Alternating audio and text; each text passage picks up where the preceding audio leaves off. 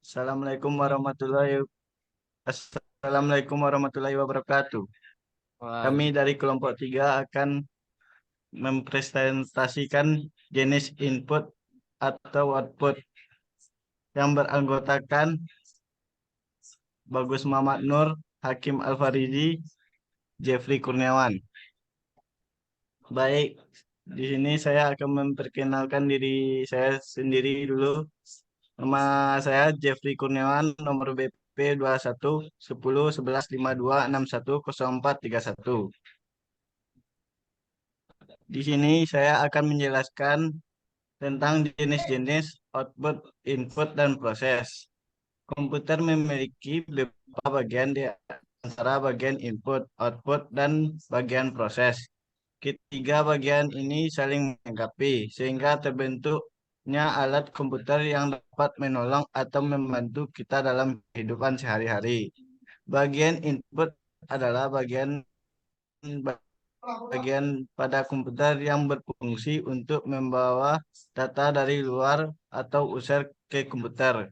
Bagian output adalah bagian-bagian komputer yang berfungsi untuk memberi informasi kepada user data yang telah dimasukkan atau diproses.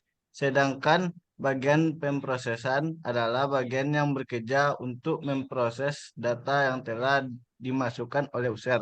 Sedangkan untuk komponen di setiap bagian sebagai berikut.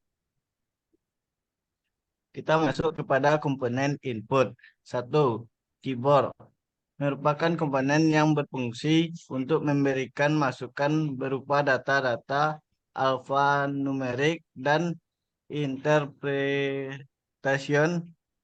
dan lain-lain.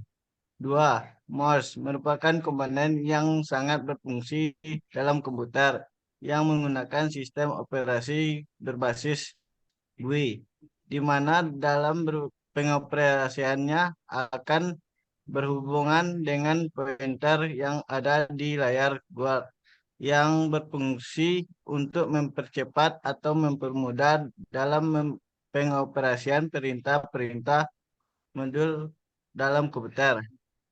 Tiga, trackpad. Trackball sama dengan mouse, yang membedakan adalah bentuknya.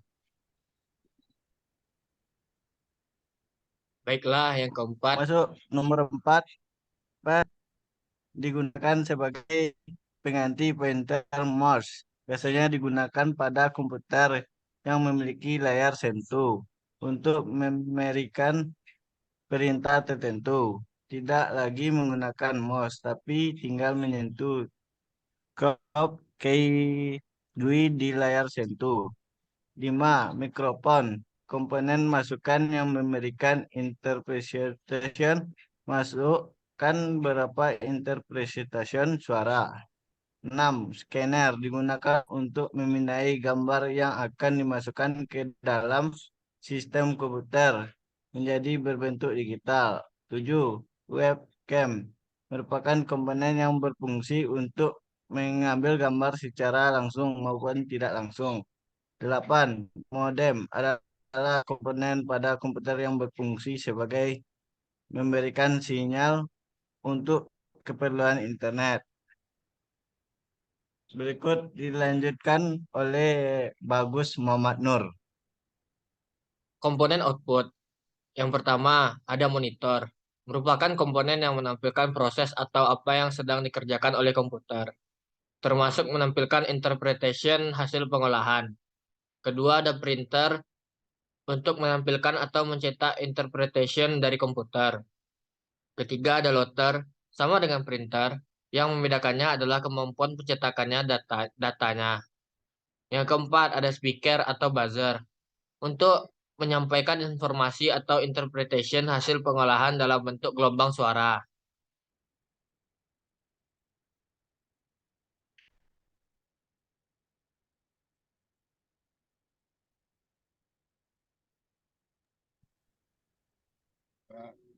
Baiklah, selanjutnya komponen proses. Proses merupakan komponen utama pemrosesan data. Di dalam komponen ini, seluruh interpretation diproses berdasarkan modul yang dijalankan. 2. motherboard merupakan komponen yang menjadi tempat suara komponen berhubungan. Semua komponen mulai dari input, proses hingga output berhubungan melalui komponen ini. 3. Hard disk merupakan komponen yang berfungsi untuk menyimpan interpretation dan modul yang diperlukan oleh seluruh komponen komputer. 4.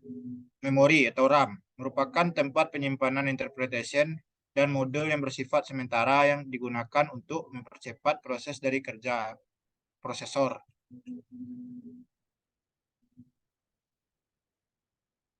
5. Komponen perantara antara prosesor dengan input dan output. Komponen ini umumnya berbentuk komponen tambahan berupa kartu atau slot atau port. Kartu VGA merupakan perantara antara prosesor dan komponen pendukungnya dengan layar penampil atau monitor. 2. Kartu audio merupakan perantara antara prosesor dengan speaker. 3. Kartu firmware merupakan perantara antara prosesor dengan komponen submit berkecepatan tinggi seperti kamera video. Selanjutnya, kartu TV tuner merupakan perantara antara prosesor dengan komponen submit untuk menerima siaran televisi. Selanjutnya, optic disk drive merupakan komponen untuk memproses data dari CD atau DVD. Komponen pendukung lainnya ialah power supply, yang power supply adalah komponen di dalam CPU yang berfungsi untuk mengatur lajur listrik ke motherboard. Casing merupakan komponen pelengkap yang berfungsi untuk melindungi komponen-komponen di dalam CPU. Lanjut. Thank you. Terima kasih. Itulah hasil presentasi dari kelompok kami. Kalau ada salah kata, kami mohon maaf. Assalamualaikum warahmatullahi wabarakatuh.